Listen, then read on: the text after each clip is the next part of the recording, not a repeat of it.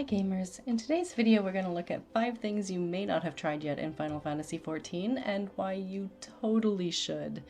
There is so much going on in this game, it is little wonder why it takes so long to find and unlock large portions of content.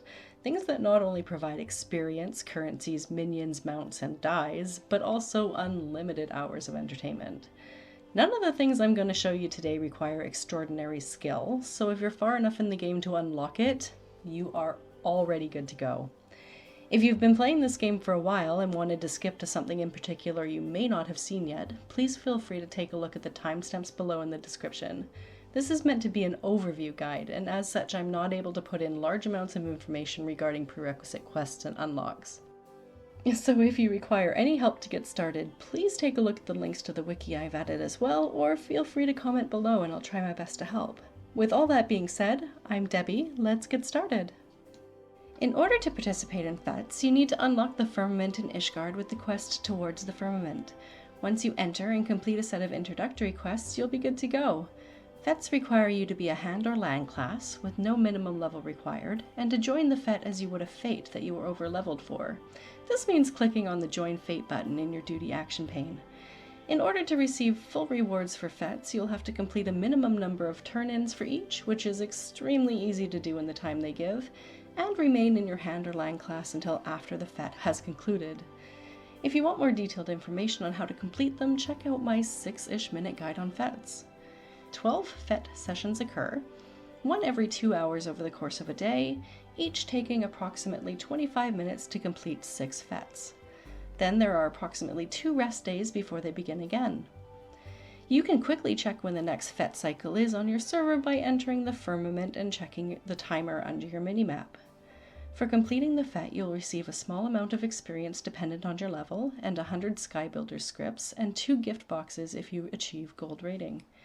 Inside the gift boxes could be Fete tokens to buy items at the script exchange, mounts, minions, armor coffers, dies including rare dies, orchestrion rolls, and furnishing items.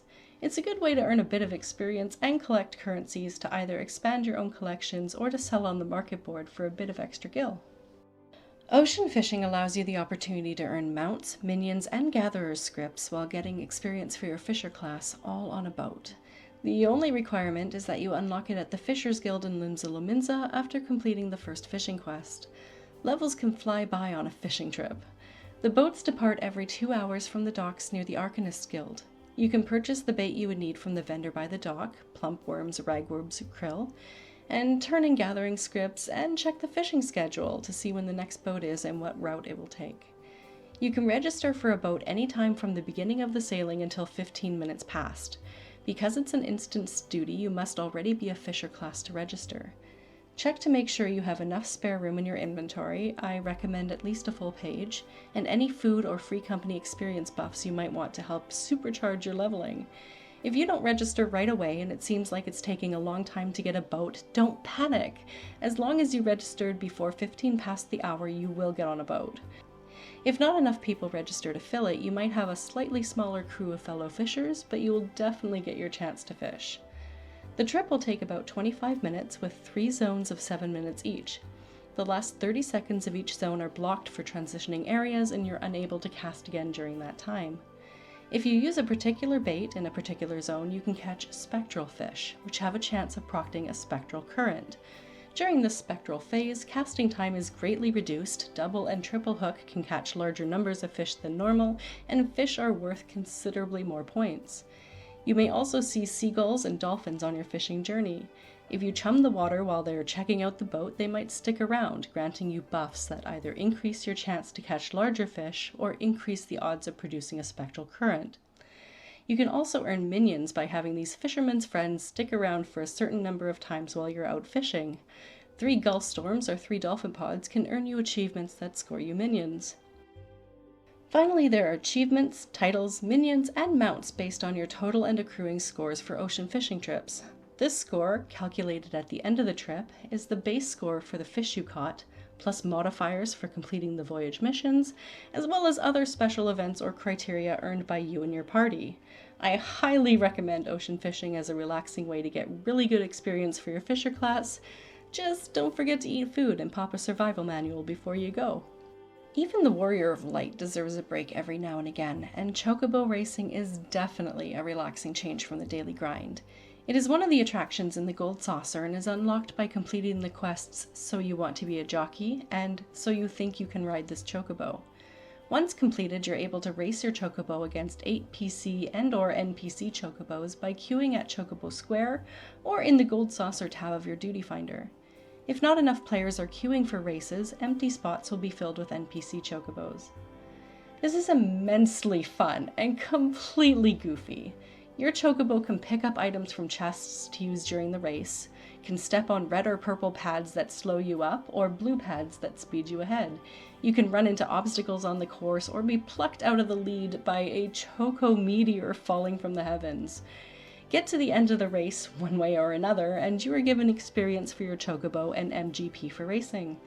Once your Chocobo gets to rank 40, they can be put out to stud after completing the quest Like Sire, Like Fledgling, and you can breed the next generation of Chocobo. You can train your Chocobo with special feats to increase their ability scores and swap out their abilities by reading them training manuals. Every part of this, from naming, racing, training, breeding, and snatching victory out of the jaws of defeat with a well-timed stamina swapper, is an absolute hoot. The more generations you breed, the more powerful a racer your Chocobos become. And MGP can be used to purchase glamour items, orchestrion rolls, minions mounts, and just an amazing variety of things at the prize claim in the saucer. You'll definitely want to check this out. And while we're in the Gold Saucer, I wanted to mention Triple Triad. It's one of those things that you see all over the place and you keep thinking to yourself, maybe eventually? Well, how about now? You can collect cards dropped from bosses in dungeons and raids, as well as winning unique cards from NPCs. You can check up on your collection via the Gold Saucer menu, and achievements grant you additional cards for collecting a certain number. Collect them all and get a mount. You can compile your cards into decks, or just click a button to use a recommended deck. The game itself is simple. Beat your opponent's card to flip it and claim more cards on a round than your opponent, and win. There are a number of optional regional rules that change this up, and you can study up on those on the lodestone, link below, or read them on the page you use to accept the game. Just mouse over the rule and it'll give you an overview. There are NPCs playing this game all over the world, and a card above their heads means they have a unique card you can win from them that you don't currently have. You can also get repeats of cards and sell them for additional MGP, either by visiting the Gold Saucer or by visiting the Triple Triad Battle Hall from your duty finder. This will allow you to access to sell your cards from almost anywhere and deposit you right back where you came from when you're done.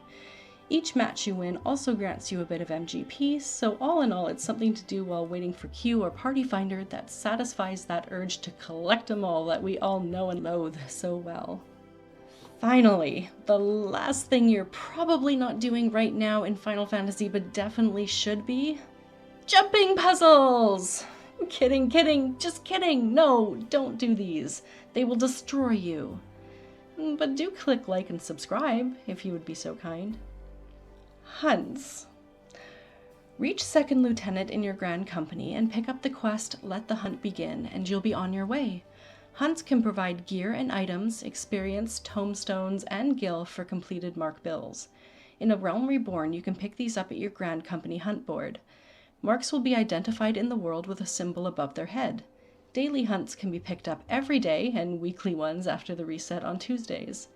Daily hunts are regular mobs in the zone and will respawn as normal, whereas weekly ones are only one per zone, and as soon as it is killed, it respawns in another location in that zone. When you are searching for your weekly hunt, if you get close, a message, "You can sense your mark to the direction," will appear on the screen and in your chat box, helping you locate it. Use these for quick daily experience when leveling, or to collect seals and nuts to purchase riding maps which increase your speed in zones, or a number of other things from the hunt vendors, like gear, minions, glamours, materials, etc. If you're not sure about taking out weekly hunt marks by yourself, bring your Chocobo companion along. I'm sure he can use the experience as well. You can also complete quests to unlock additional hunt boards in Ishgard at the Forgotten Knight, the Kugane Inn, Crystarium at the Rookery, and Old Charlian near the docks. Again, this is just the tip of the iceberg when it comes to hunts, as there are ranks above this that can take parties, alliances, and even multiple alliances to take down. Be sure to look it up if you get invested in it and get all the details. I hope you've enjoyed this video, and I look forward to seeing you all again for the next one. Have a beautiful day, gamers, and I'll see you in game.